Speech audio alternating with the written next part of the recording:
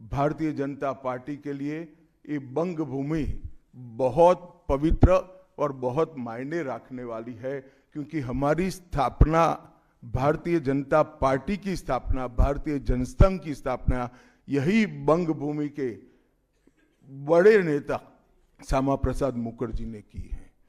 Bharatiya Janata party की स्थापना से स्वामी विवेकानंद और बंकिम चंद्र चट्टोपाध्याय, इनका अनुकरण भारतीय जनता पार्टी ने अपने सभी सिद्धांतों के अंदर किया है।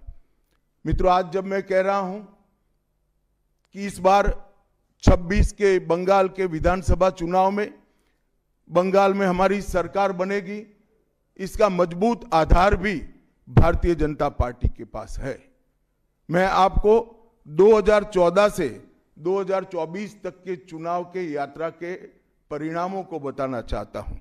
2014 के लोकसभा चुनाव में हमें 17% वोट मिले थे और 2 सीटें मिली। मेरी बात जरा सभी पत्रकार बंधु ध्यान से सुने।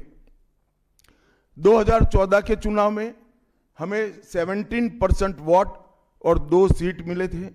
2016 के विधानसभा चुनाव में हमें 10% वोट मिले और विधानसभा की केवल 3 सीटें मिली थी।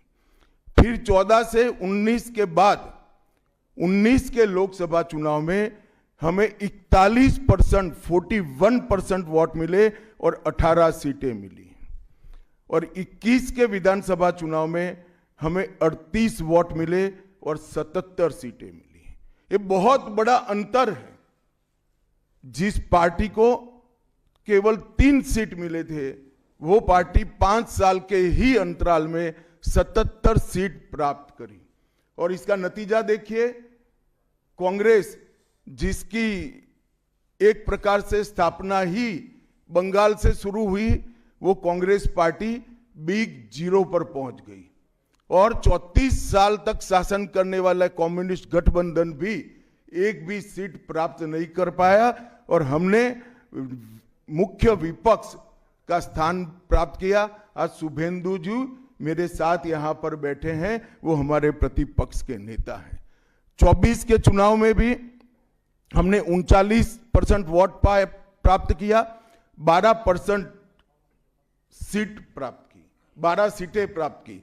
और 26 में हम निश्चित रूप से प्रचंड बहुमत के साथ भारतीय जनता पार्टी की सरकार बनाने वाले हैं। हमने पहली जो यात्रा की थी रोजगार दो, सामाजिक न्याय दो, फिर हमने यात्रा की रामपुर से अमरोहा, वोट बचाओ संविधान बचाओ। तो वोट बचाओ की जब हम बात करते हैं, मैं बहुत हैरान हूं और मीडिया के मित्रों को जरूर इस पर ध्यान देना चाहिए। करीब करीब 12 करोड़ 69 लाख वोट ग्रामीण क्षेत्रों का पंचायत चुनाव कराने के लिए उसकी लिस्ट सामने आई है। 12 करोड़ 69 लाख वोट की। ध्यान से सुनिएगा, यह किसने तैयार की?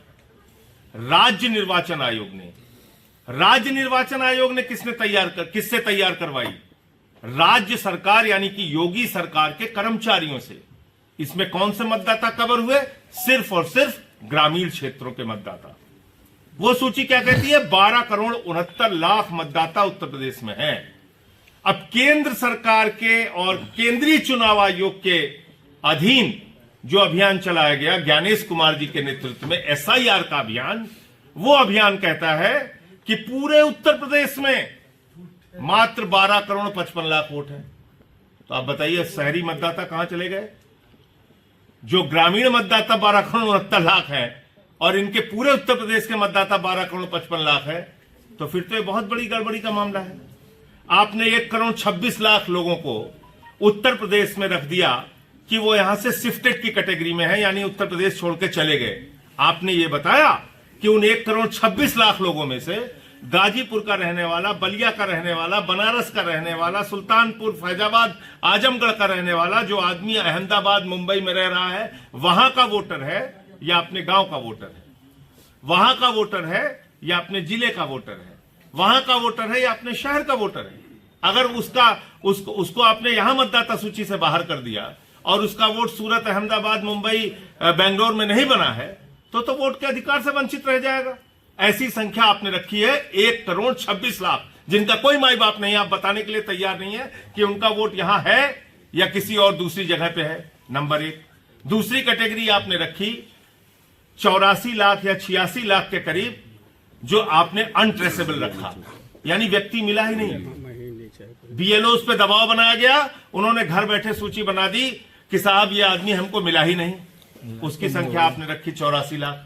तो ऐसी बहुत सारी विसंगतियां जो ज्ञानेश कुमार जी के नेतृत्व में और मोदी योगी जी के नेतृत्व में एसआईआर का अभियान चल रहा है, उसमें बहुत सारी विसंगतियां हैं। वो विषय भी इस यात्रा के दौरान उठाए जाएंगे।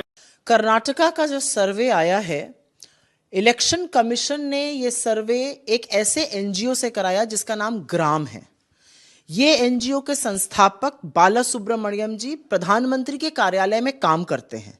वो इतने बड़े नरेंद्र मोदी के भक्त हैं कि उन्होंने एक पूरी किताब चाटुकारिता में नरेंद्र मोदी की लीडरशिप पे 2024 में लिखी थी।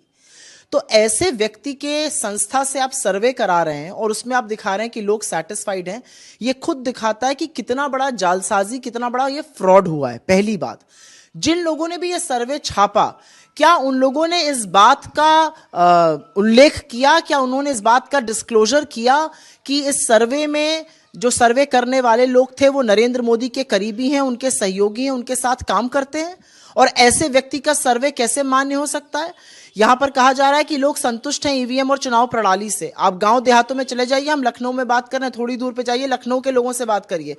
हर व्यक्ति ईवीएम पर सवाल उठाता है, हर व्यक्ति चुनाव प्रणाली पर सवाल उठा रहा है, हर व्यक्ति एसआईआर पर सवाल उठा रहा है।